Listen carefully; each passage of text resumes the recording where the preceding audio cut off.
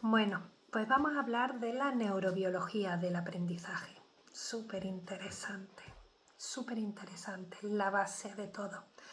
Y antes de entrar en materia, vamos a ver qué tenemos exactamente en el cerebro.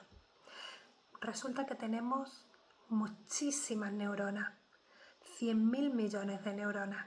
Tenemos más neuronas en el cerebro que estrellas en la Vía Láctea, muchísimas neuronas.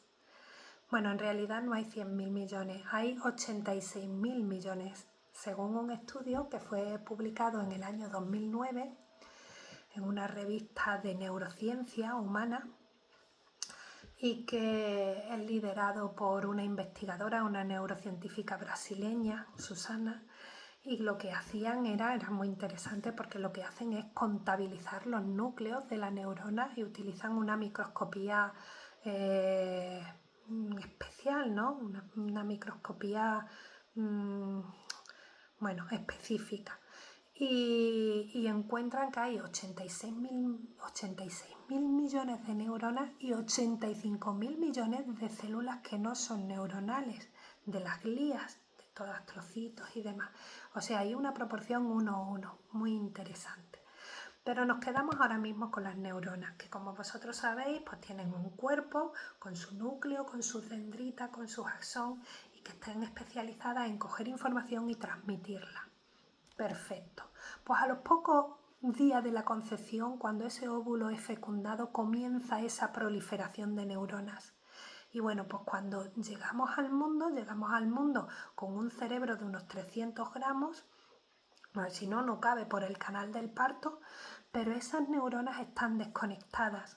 Si están desconectadas no pueden transmitir información ni recibir información, es decir, son afuncionales. Entonces requiere un proceso primero de mielinización de todos esos axones para que luego puedan ir conectando las neuronas y así pasar de un cerebro de 300 gramos, cuando ya se va poquito a poco madurando al cabo de 1 año y medio, pues ya tiene un tamaño de 1,5 kilos más o menos. Entonces el mundo que nos rodea con sus estímulos pues va a hacer que las neuronas vayan conectándose y eso es aprender. El aprendizaje tiene una dimensión neuronal, consiste en ir conectando neuronas. Las neuronas se conectan a través de impulsos nerviosos y a través de moléculas químicas que son los neurotransmisores que llevan la información de una neurona a otra. Entonces, podemos decir que el aprendizaje genera cambios físicos en el cerebro. Cuando estamos escuchando una charla, ahora mismo con esta información, vuestras neuronas se van a ir lineando y se van a ir conectando y vuestro cerebro va a ser diferente antes a después de esta charla. ¿Vale? En un proceso de aprendizaje, la actividad cerebral no es igual y exponencial a lo largo de toda la vida. En la infancia hay una actividad exponencial porque hay unos ingredientes estrellas. El niño es curioso por naturaleza y esa curiosidad va activando los sistemas atencionales y la atención es clave en un proceso de aprendizaje porque el aprendizaje es un proceso fisiológico, ¿vale? Y psicológico.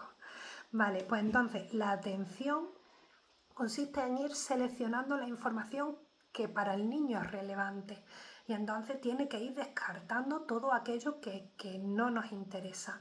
Y la atención es fundamental para mantener el foco, para poder tomar decisiones, para poder planificar, para poder ser un ser humano que se va desarrollando y sí que va creciendo. ¿Vale? Entonces, cuando hablamos de atención podemos hablar de sistemas atencionales.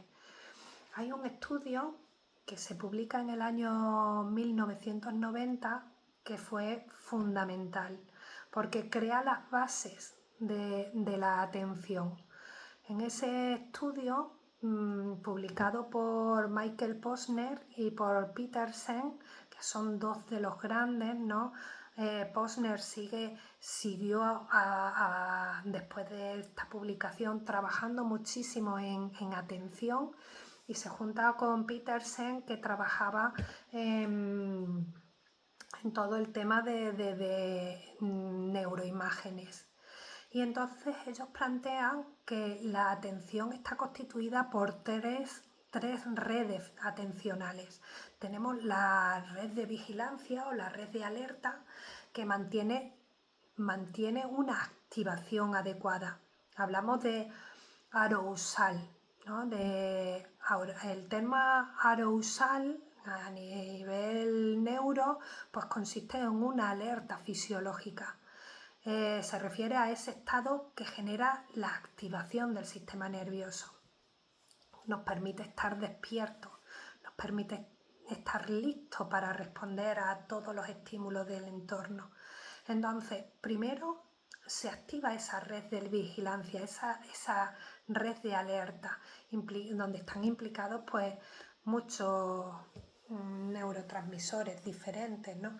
Pues fíjate qué interesante que hay otro estudio que se publica muy reciente, en el año 2017, en una revista muy prestigiosa, en Science, y lo publican unos americanos de San Francisco, de la Universidad de California, y encuentran una zona del cerebro que identifica todo el rato, que le dice al cerebro cómo estamos respirando. Y esa región pues avisa a otra zona, y cómo estamos respirando va a determinar, pues va a alertar los sistemas atencionales y por lo tanto determina los estados mentales. Está relacionado con el tema cognitivo. Antiguamente, antes de este estudio, se sabía, ¿no?, a través del yoga y de siempre, decían que respirar despacito y profundo calmaba la mente, pero no se sabía cómo era el procedimiento. Bueno, pues en este estudio encuentra que hay un complejo en la zona profunda del cerebro, en el bulbo raquídeo, en el tronco encefálico. En ese cerebro primitivo hay un complejo, el complejo Prebotziger, que ahí encontraron un grupo de neuronas, que está más de 100 neuronas, que estaban relacionados con el sistema de alerta. Y se veían que cuando eliminaban estas 170 neuronas, pues te quedabas tranquilo, sin movimiento, sin estrés, pero que cuando se activaban artificialmente estas neuronas te quedabas activo y vigilante, ¿no? Y se descubrió que este complejo, el complejo Prebotziger, era el que estaba todo el rato detectando cómo respiramos y avisaba a otra región, al locus coeruleus, que es un lugar azul, por eso se llama coeruleus, que se encuentra en la protuberancia del encéfalo, en el tronco del encéfalo, y que funciona como un centro noradrenalérgico por excelencia, es decir, que liberan noradrenalina. La noradrenalina es ese neurotransmisor, un neurotransmisor que lleva información de una neurona a otra.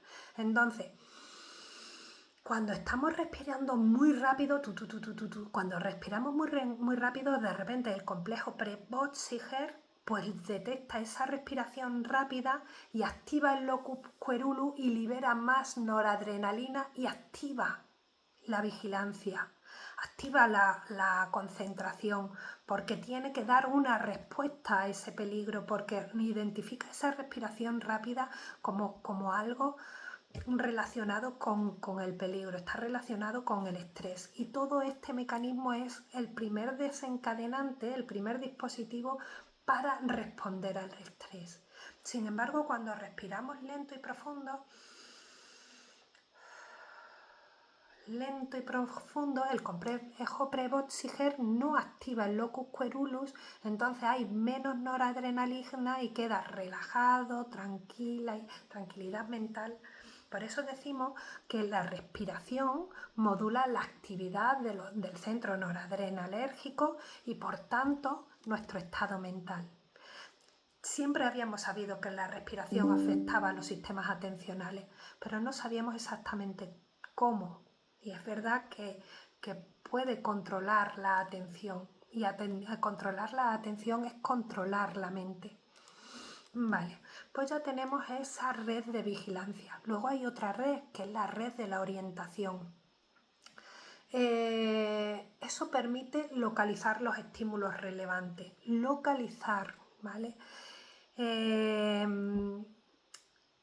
Involucra áreas corticales posteriores en la región parietal posterior y en el núcleo pulviminar del tálamo. El tálamo es el centro de integración sensorial. Entonces, en el núcleo pulviminar está relacionado con todo este tema y el colículo superior. Estas estructuras van a ayudar a dirigir, a redirigir la atención en el espacio. ¿Dónde? ¿No? Están relacionados con eso.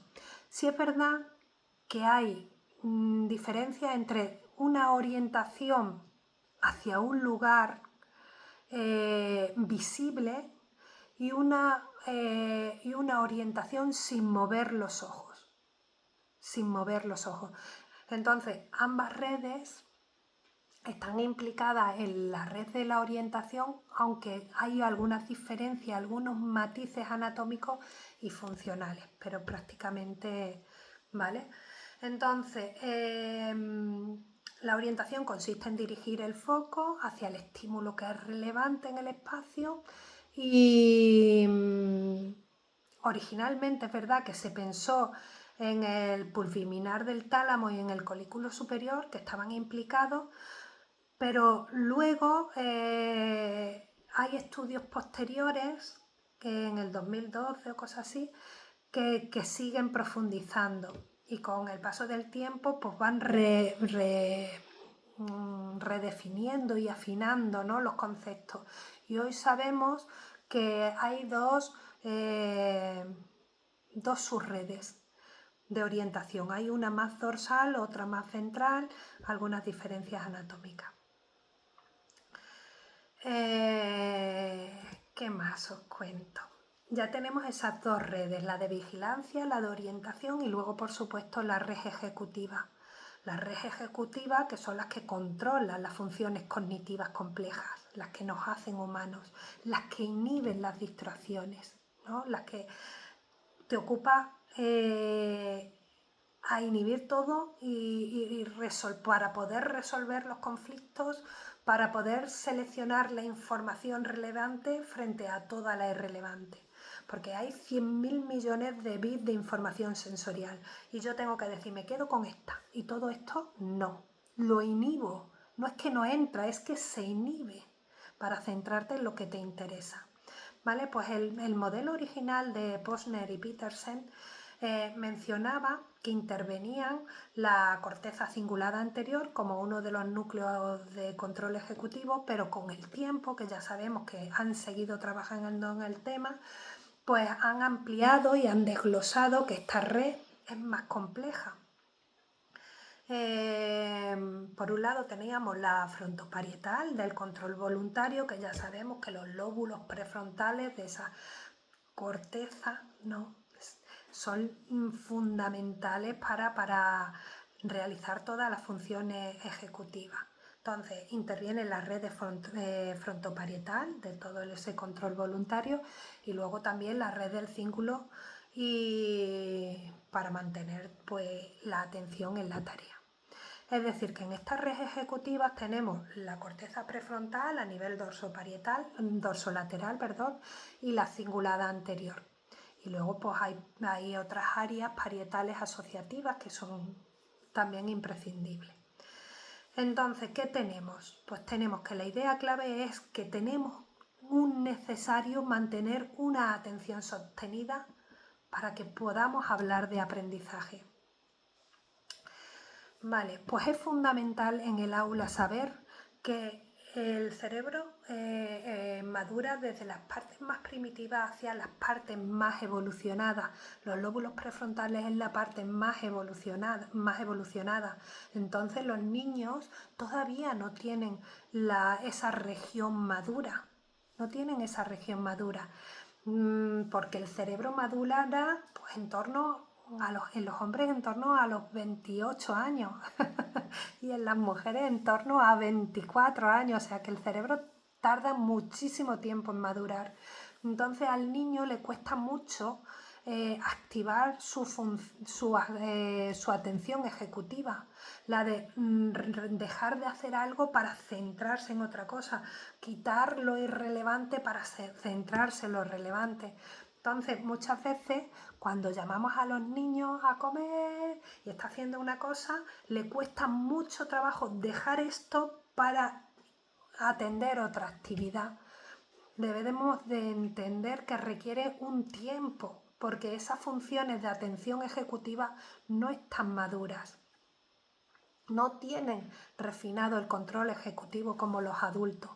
Esa capacidad mejorará conforme vaya madurando